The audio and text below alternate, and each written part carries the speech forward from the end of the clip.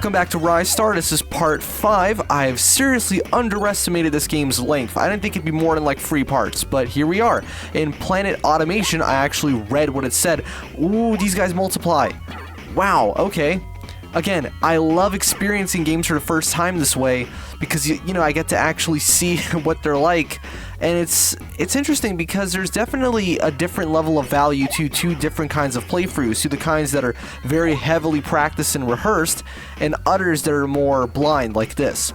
Now, what the fuck do I do about this guy? Because I can't grab the balls, of course. I'm assuming I have to, yep, there you go, destroy the foundation underneath. Great.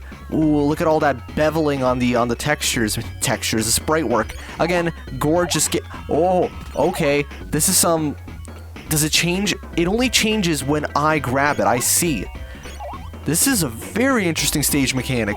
Stage gimmick, whatever you want to call it. Wow, okay, so... It doesn't matter if I grab... Yes. So it's all about... No, I mean, it doesn't. It's all about me using... See, look at this. I can change it at will, essentially. You know what this... Oh my god, this kind of reminds me a little bit of Animal Well. That game has very similar gimmicks.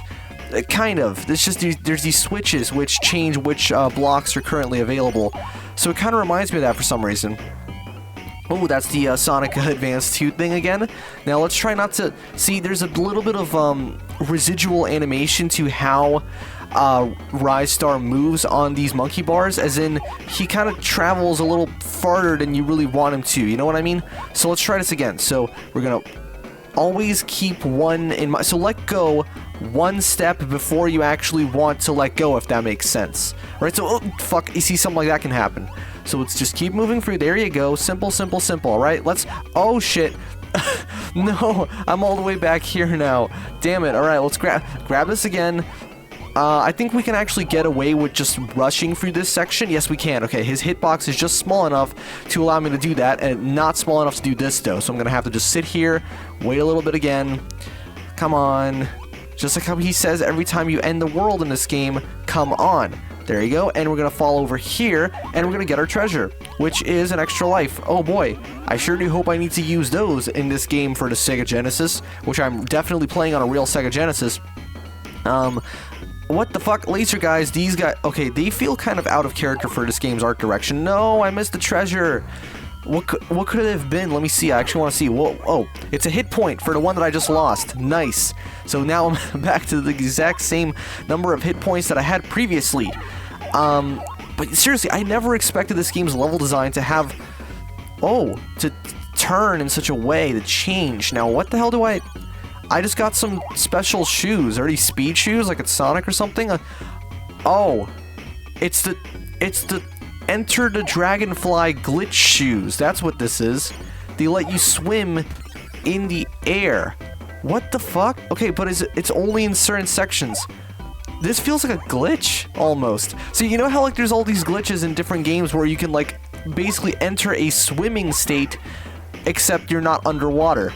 That's what this is, except it's at will. Like, it just happens in certain points on the map. I'm not exactly sure what causes it to happen, but it happens. So, like, I fall, and look at this, now I'm swimming. That is so weird. I've never seen such a stage gimmick before in a platformer, where you're swimming, but it's technically not a swimming section. Again, it feels like a glitch, but it's clearly not. Like, I picked up those special shoes, and that's what makes it happen. It's just because it's reusing the same sprite set.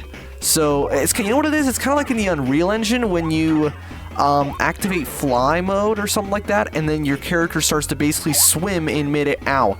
And your character basically starts to swim in mid-air, right? Because, of course, the developers haven't programmed, like, a specific flying animation. Why would they do that? But they still knew that you would have to, at some point, use that command because the game would be very badly designed. No, just kidding. Although, no, there are times where I feel genuinely like, hey, how the fuck are you supposed to do this?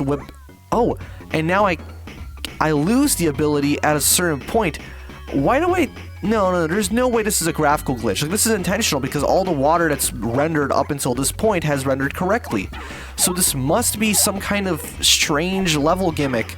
You know, something to do with those shoes that I picked up. And I'm assuming now they want me to go up here. Let's kill this guy real quick.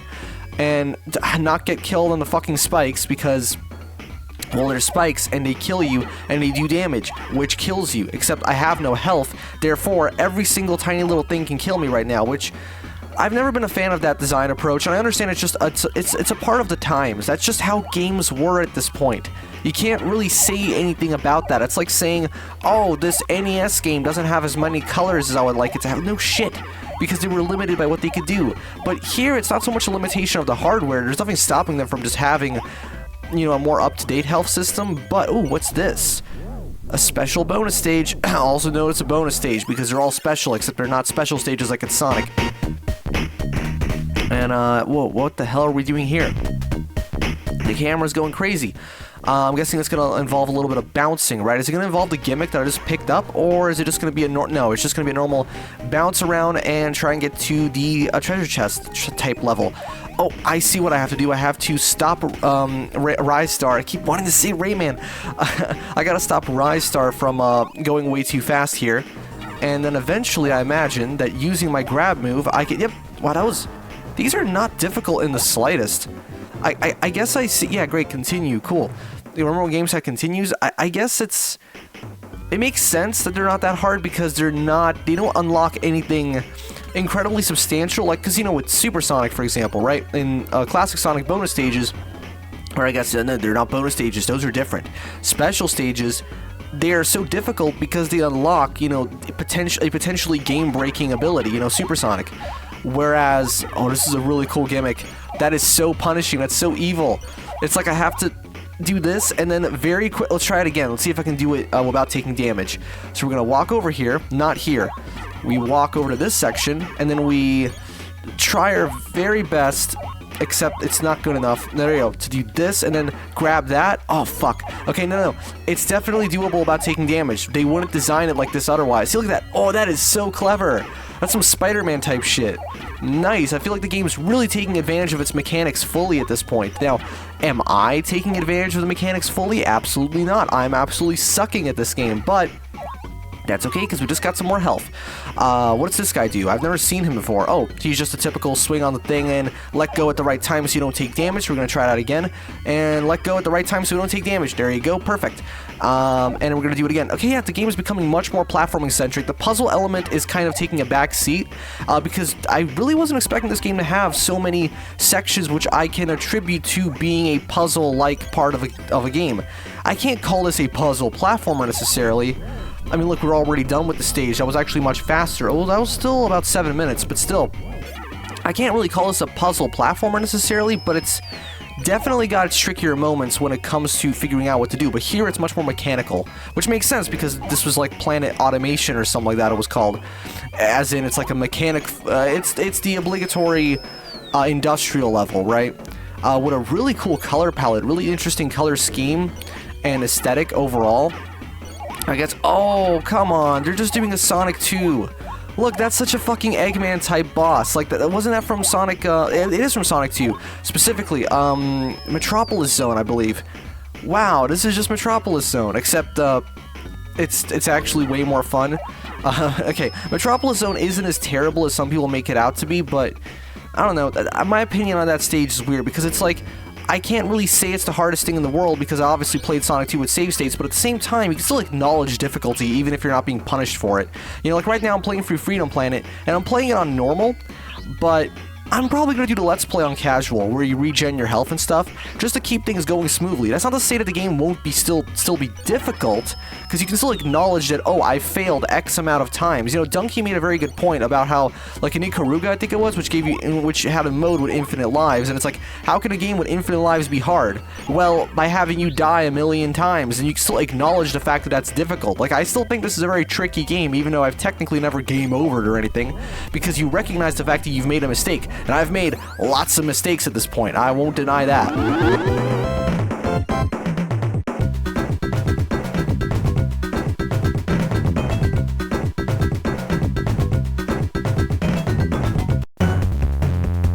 And now we're entering the brain maze, and whoa, the level aesthetic to... Are we gonna cause a resonance cascade? Let's do it. It's not shutting down. No. Gordon, get out of there. Oh, okay, I'm guessing we have to... Let's go to Zen. Here we go. It's the worst level in the game? No, okay. Zen isn't really that terrible. It's just so out of character for Half-Life, you know? Because the game has a very indoorsy kind of thing going on, and that's just because of the way the engine is. It's like they really can't have super open-ended sections, but at the same time, I don't know, it's just, when I think of Half-Life, I think of the labs, right? And a little bit of surface tension as well, but never Zen. Which probably just because you don't spend that much time there, but either way, what are we doing here? So yeah, this is basically just the gimmick, like, crystal level, so it's, well, that's not really a typical trope in platforming, the crystal level. Can we even make it over there? I'm gonna assume I'll die. I'm gonna assume I die if I, stand here, right? Yep, you get crushed, as you would expect. So I'm gonna have to, I can't grab this. Oh! You attack it to change its direction of travel. That's different. Okay. And now we can get up. Okay, yeah, this game, it doesn't teach you a lot of things, but it kind of just lets you figure it out yourself. Is this a shrink ray? Oh, it's an oh no, it's a teleporter. Now I'm in the background. Hey, look, Metallic Madness and Sonic Mania did this too, except this was like, how many years? 22 years prior. And I'm guessing now we're gonna, teleport back here.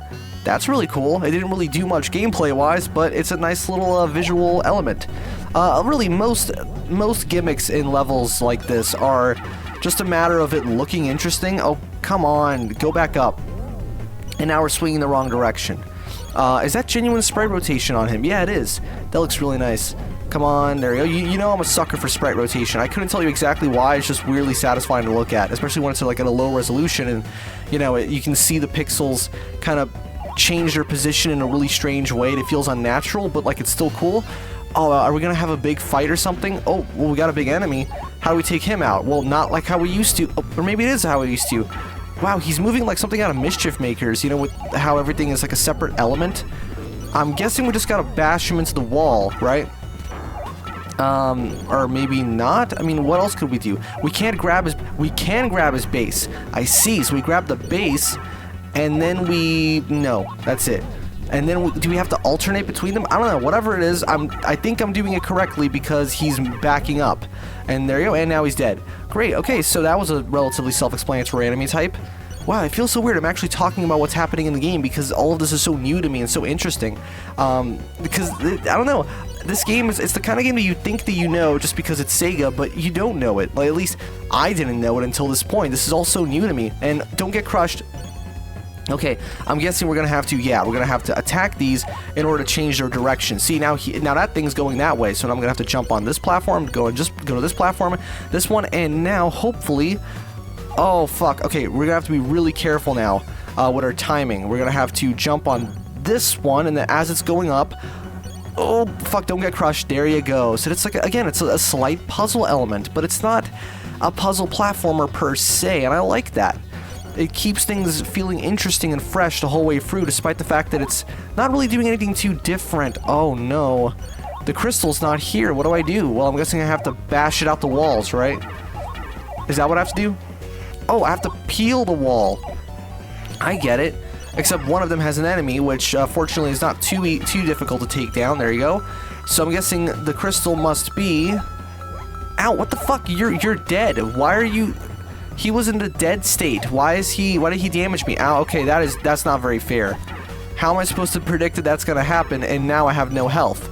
Well, I mean, we're just gonna keep doing this until we find the crystal. Let's cause another resonance cascade. See, look, it's because it's a yellow crystal, right? So it makes sense to reference that. Either way, ooh, do we have to guess which one's the real one? Or is it just, are they actually going to utilize this as a means of level progression? Or is this just the game's way of ending the stage? Let's find out. No, it's not, actually. What was the point of that? There must be some reason as to why this is here. Come on, we got plenty of time left in the episode. We can actually just go around here and explore a little and, you know, experiment with different things. So let's go like this and then go up. No, I want to find out. Why is this here? There's always a reason. You wouldn't just leave it here for no... This isn't a 3D game from the time where they would just put random shit for no reason because the developers had no idea how to make a video game. No, this is a 2D game from the mid-90s, meaning that at this point the 2D platform was basically perfected. There you go. That's a secret area, I'm guessing. Right? Are we going to go to one of the... No, we're just going to get some health, please. Oh, fuck off. A life. Yeah, like I need one of those. Well, okay, I guess we're going to make it through the rest of the stage. Ow, on 0 hit points. Because that's going to be great. Or I guess I'll just 1 hit point. How do you... Ow, for fuck's sake. Okay. This is very out of character for the game as well. You don't really have all these... You don't have too many projectiles to dodge in this way. Like, I don't feel like I'm playing Ristar right now. Or at least, do I? I don't know. What does that constitute exactly? What does it mean to be playing, like, to feel like you're playing this game? It's like, well, you could argue that... Right, come on, get off. Thank you.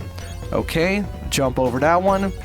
I don't know, it's just such a generic kind of obstacle for a game like this. Okay, just hit him and he's going to start moving forward. So what you do is you hit him after you avoid getting shot. You hit him, then you jump over him. Except, of course, I hit the attack button instead of the jump. Okay, I guess, I'm holding it invisible. Maybe you're supposed to be able to... Wait a second, that's not good.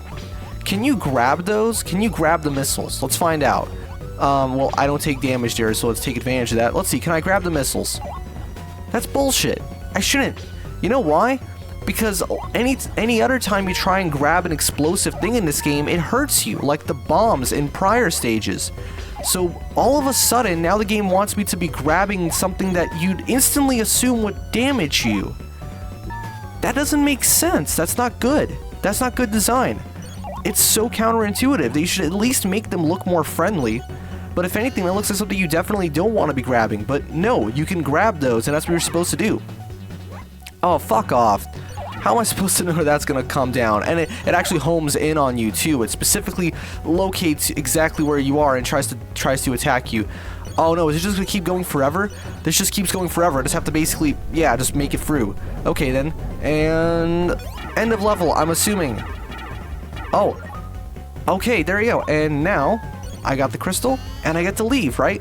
Is the end of the level, or is it a little bit longer? This is a long-ass stage. I mean, the game is getting quite a bit longer. I mean... the game's coming to a close, but what I mean is the levels feel like they're getting longer. Now we're in the background. That's quite simple. That's a neat little effect. It's not really all that substantial in terms of the gameplay, though I guess I'm going to want to... Aha! So what we see on the foreground is also in the background. Good. Except the fact that I can't see the enemies is kind of stupid. Wait, I'm back here now. Can I just walk back and then teleport? No, I can't. You're stuck back here until you do whatever the hell the game wants you to do. So I guess I'm just going to keep climbing back up. And then I'm going to jump over here again. Try and... Oh, of course, the monkey bars. Yeah, you see those? As you would expect, they're in the background too. See? That feels so counterintuitive, but it makes sense though. And I'm assuming, yep, there you go, we can teleport out of there. And now we're going to have to... Okay, the game is definitely... good. It's doing exactly what I said I wanted it to do earlier, where I wanted it to take advantage of these things right here, the swinging Sonic Adventure 2 style, or Sonic Rush, I guess, you know, even though this was before both games. The swinging mechanic, it uses it as more of a level set piece rather than just a means of accessing a bonus area, though as you can see, we are about to access a bonus area. Bonus 6-2. Ooh. That doesn't actually look very difficult to access. We're just going to go ahead and do that right now. So we're just going to spawn in with a nice little teleport animation. We're going to climb our way up. How am I supposed to do this? Because obviously I can't climb that high. Maybe something bounces me? What the fuck? What do I do? I can't grab the floor.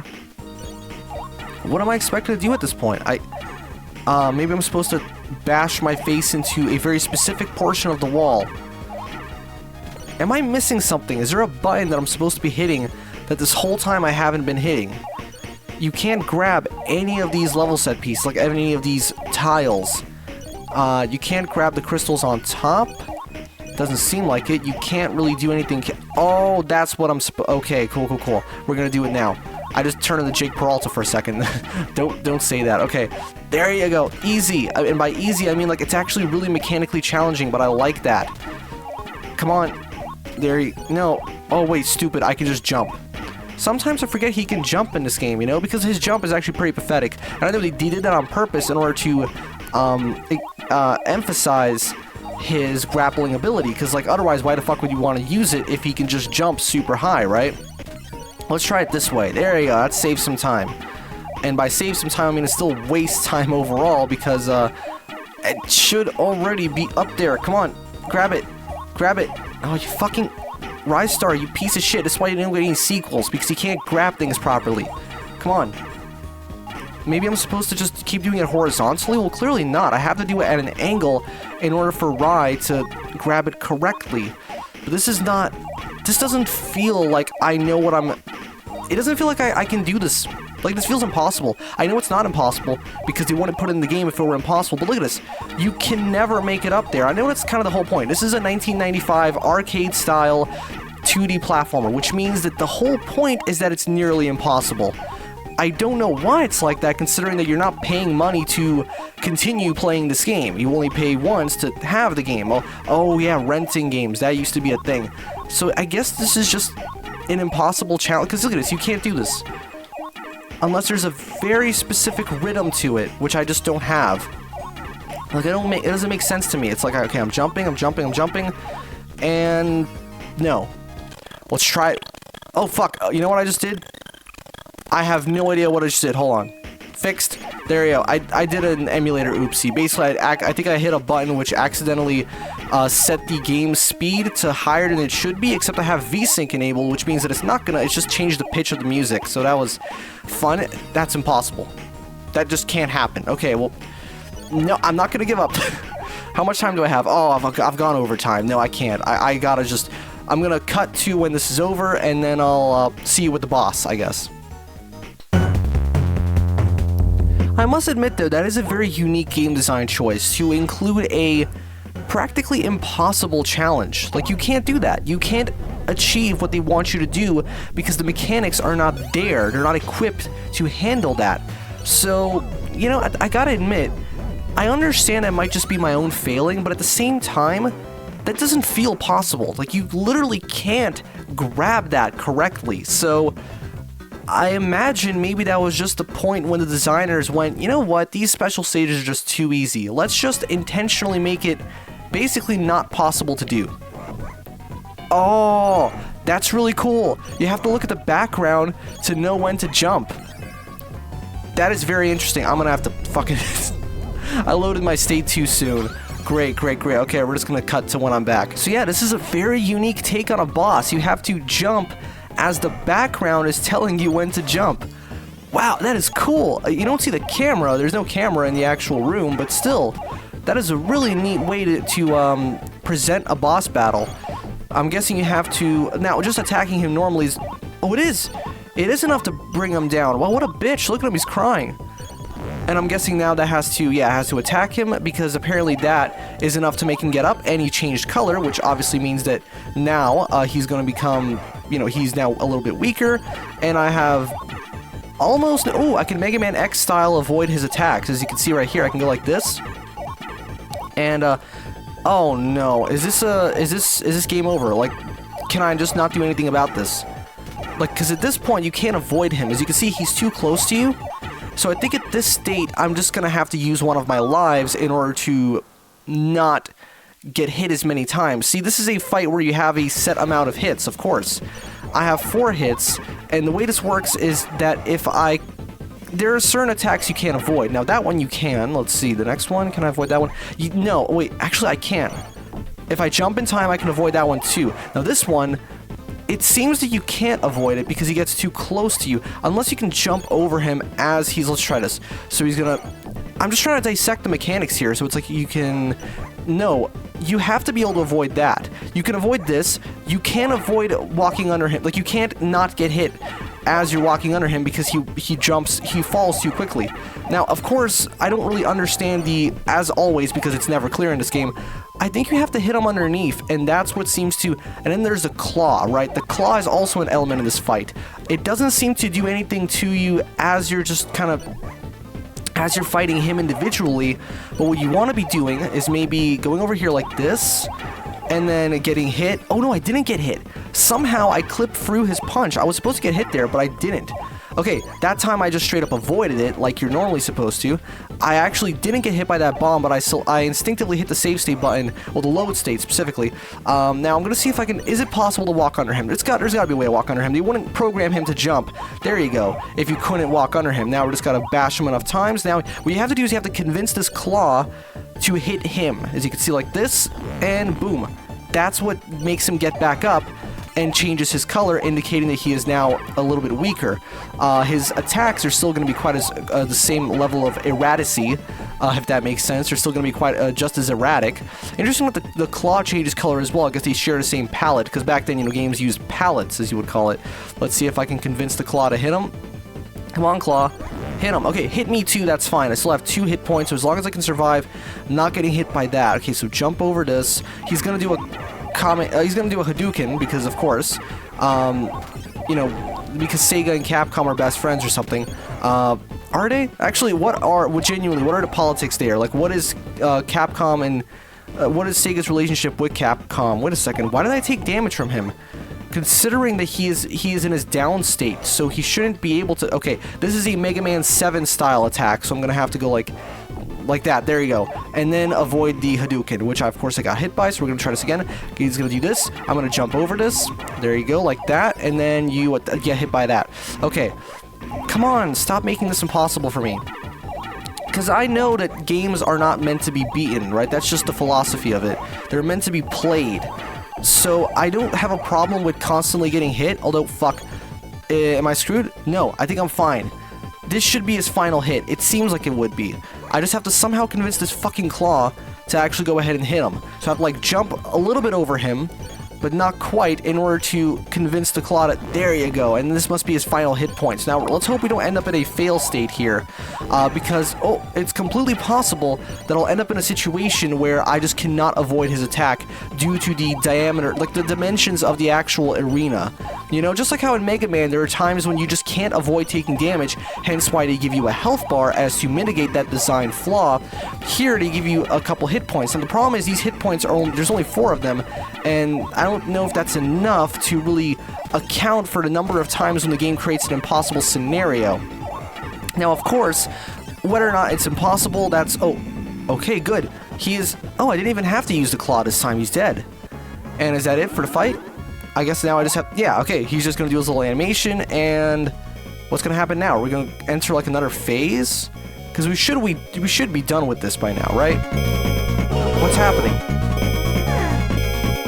Nothing, I guess. Cool. Well, this must be another this one, so thanks for watching this one again. I don't fucking know what I'm talking about. Basically, this was part... What was this? Part 5, I think? Yeah, part 5 of Ristar. Never expected it to go on for this long, and I think we might be tackling the final area. It feels very final game-esque. So this was part 5. I'm going to see you guys in part 6 of Ristar. See you then.